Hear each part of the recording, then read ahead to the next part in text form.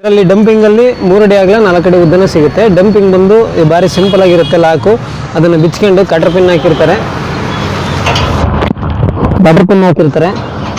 ಇದನ್ನು ಬಿಚ್ಕೊಂಡು ಇದು ತಕೊಂಡು ಡಂಪಿಂಗ್ ಮಾಡ್ಕೊಳೋದಷ್ಟೇ.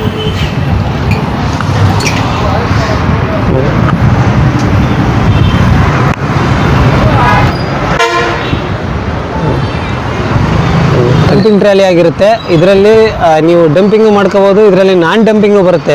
ಈಗ ಕಸ್ಟಮರ್ಸ್ ಎಲ್ಲ ಡಂಪಿಂಗ್ ಟ್ರಾಲಿ ಬೇಕು ಅನ್ನೋತ್ತಿಗೆ ಡಂಪಿಂಗ್ ಟ್ರಾಲಿ ರೆಡಿ ಬರೋದು ಇಷ್ಟು ಕ್ವಾಲಿಟಿ, ಇಷ್ಟು ಹೆವಿ ಬರೋಲ್ಲ. ಇದು ಹೆವಿ ಟ್ರಾಲಿ ಮಾಡಿಸಿದ್ದೀವಿ. ಈಗ ಕಸ್ಟಮರಿಗೆ ಯಾವ ರೀತಿ ಬೇಕು ಅದೇ ರೀತಿ ಮಾಡಿಕೊಡ್ತೀವಿ. ಡಂಪಿಂಗ್ ಟ್ರಾಲಿ ಅಂತ ತುಂಬ ಜನ ಕಸ್ಟಮರ್ ಕೇಳ್ತಿದ್ರು. ಇದು ಕೆಳವಾಗ ಏನಾದರೂ ಕಾಯಿನೋ ಅಥವಾ ಏನಾದರೂ ಹಾಕ್ಕೊಂಡು ಹೋದರೆ ಇದು ಎಳಿಬೇಕಾಗುತ್ತೆ ಅಂತೇಳಿ ಕೇಳ್ತಾಯಿದ್ರು.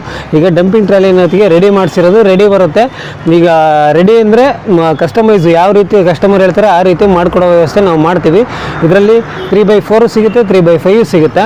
ಮತ್ತು ಡಂಪಿಂಗ್ ಬಂದು ಸೈಡ್ ಡೋರ್ಗಳು ಬಿಚ್ಚಕ್ಕೆ ಬರೋಲ್ಲ. ನಾನ್ ಡಂಪಿಂಗಲ್ಲಿ ಡಂಪಿಂಗ್ ಆಗಲಿಲ್ಲದವಕ್ಕೆ ಈ ಡೋರು ಬಿಚ್ಚಂಗೆ ಮಾಡ್ಕೊಡ್ತೀವಿ, ಈ ಡೋರು ಬಿಚ್ಚಂಗೆ ಮಾಡ್ಕೊಡ್ತೀವಿ.